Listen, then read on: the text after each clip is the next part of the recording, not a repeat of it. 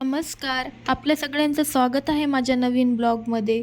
आज आहे वटपौर्णिमा. आजचा पूर्ण दिवस कसा गेला, पूजा तयारी, असं खूप काही पाहायला मिळणार आहे. चला तर मग ब्लॉग शेवटपर्यंत नक्की बघा. आज थोडं लवकर उठले कारण वटपौर्णिमेची तयारी करायची पहिले होती. घरातील कामे आवरून चहा घेतला आणि लगेच लागली स्वयंपाकाला. तोपर्यंत इथे राजवी उठली होती.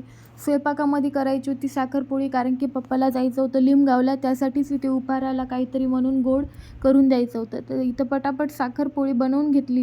राजवीला रात्री मी हातावर मेहंदी काढली होती, तीच मला सकाळी दाखवत होती. किती छान दाखवते बघा. तिला मेहंदी म्हणलं की लगेच कळते की मेहंदी हाताला असते, लगेच हात दाखवती. त्यानंतर इथे करायला घेतले वडफळं. ते शक्यतो वडफळं पुरणाचे असतात, तर पुरण तर मी काही ते केलं नव्हतं, त्यामुळे गुळाचे केले. एक एक मोदक करून असे 3 जोडून घेतले आणि पाण्यामध्ये गरम उकळून घेतले. नंतर वडाला जायसाठी रेडी व्हायचं होतं, तर इथे मी ही साडी घालणार होती. फायनल लुक असा होता बघा.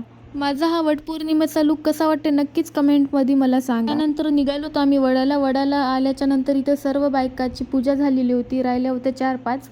आम्हाला थोडा उशीर झाला होता. नंतर इथे पान सुपारी ठेवून त्याची पूजा केली आणि नंतर वडाची पूजा केली, ओटी भरली, विडा ठेवला, अगरबत्ती लावली आणि आरती ओवाळून घेतली. तर इथे 4-5 बायका होत्या, त्यांना हळदी कुंकू लावून त्यांची ओटी भरून घेतली. त्यांनी आमची ओटी भरली आणि आलोत घरी आले तर बघते तर काय ते राजवी उठून बसली होती. उठल्याच्या नंतर ती नुसतं माझ्याकडे बघत होती आणि हसत होती. मम्मा तू आज हे काय केलं, काय अवतार बनवला. नंतर लागली होती मला जोराची भूक, तर मी आज उपवास पकडलेला होता. त्यासाठी सकाळी साबुदाणा भिजत घातलेला होता. तेच इथे साबुदाण्याची उसळ करून घेतली आणि राजवीने मी खाल्ली.